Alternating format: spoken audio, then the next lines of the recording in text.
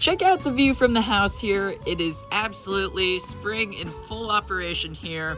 You can see that there's greenery almost everywhere, and that's a good thing if you're looking for pretty things to film.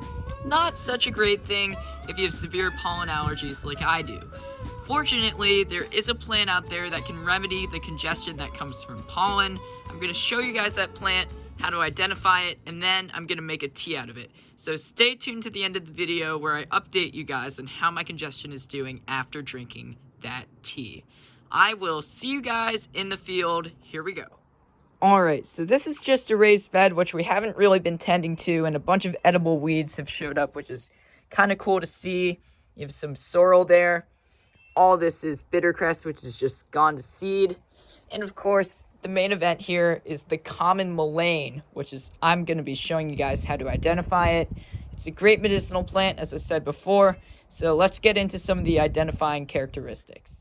The first identifying characteristic of common mullein would have to be the leaves. They look soft, they feel almost like felt, actually. And back in the day, they used to call it cowboys' toilet paper because supposedly they would substitute it for toilet paper when they were on the road.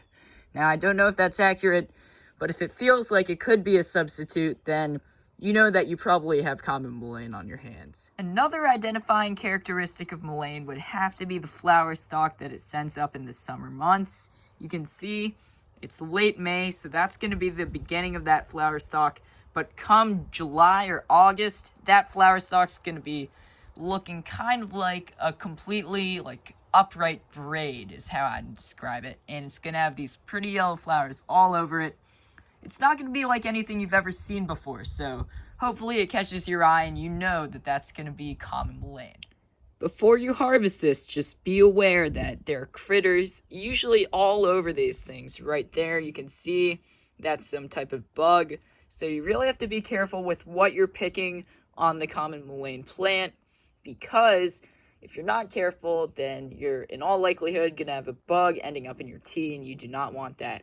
Additionally, I'd like to talk about the quality of the leaves that you're taking. You can see up towards the top, there's going to be a lot of newer growth that looks really good. We want to go after those. Nothing too low to the ground. This is a principle of foraging that applies to everything that you're ever going to eat. So if you see a leaf really low to the ground on, say, a dandelion or on this mullein plant, don't eat it, because look what happens to them if you leave them out for too long. They rot. They turn into that, and it's just better to go up towards the top. That way they're not accumulating as much dirt as they would be if they're lower on the plant. With all that said, hopefully you learned a lot about the common mullein plant. I think it's a very underrated medicinal, and if you've seen it before in your neighborhood, I bet you have, go out and harvest it. I highly encourage you to do so. In order to add some flavor to our tea, I'm going to be taking off some of the newer growth from this beautiful Norway spruce tree, which I showed you guys in the last video. What that's going to do is it's going to add some citrusy flavor to what would otherwise be a pretty bland tea, and it'll make it much more interesting from a flavor perspective.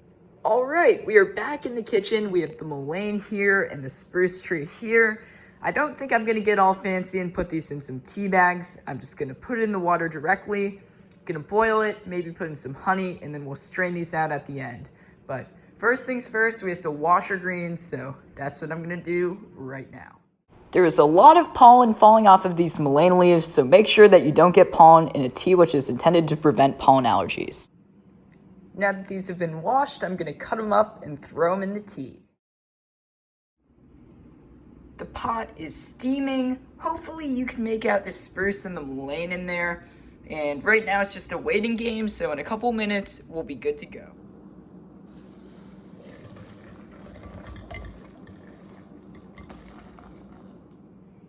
Okay, so it's a bit smoky, but you can see how colorless those greens actually are.